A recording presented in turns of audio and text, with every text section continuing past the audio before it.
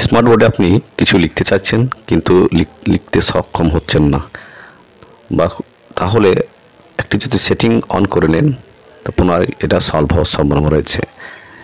Projector বা কম্পিউটারের নিচের দিকে এই অপশানে আপনি ক্লিক করবেন। ক্লিক করার পরে উপরের দিকে দেখতে পাবেন অপারেশন অপশান আছে, ক্লিক করবেন। তারপর ড্রপ ডাউন মেনুতে অটোমেটিক ক্যালিব্রেশন এখানে ক্লিক করবেন। ক্লিক করার পরে সঙ্গে সঙ্গে এইরকম দেখবেন কিছুক্ষণ সময় নেবে, নেওয়ার পরে কাউন্টডাউন শুরু হবে 3, 2, 1, 0 এইভাবে। এরপরে আপনি স্টার্টে গিয়ে ক্লিক করলেন, সার্চে গিয়ে পেন্ট সার্চ করে বের করতে পারেন, অথবা অলে ক্লিক করেও আপনি পেন্ট বের করতে পারেন। পেন্ট ক্লিক করার পরে ওপেন হয়ে যাবে। এবার আপনার যে পেনটিতে লিখতে চাইছেন সেটিতে দেখবেন বাটন আছে, একটু টিপে অন করে নেবেন। এবার যে কোনো কালার একটা চুজ করে নেবেন, লিখবেন, সুন্দরভাবে লেখা হবে।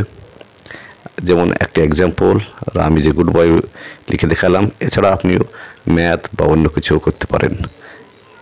Thank you.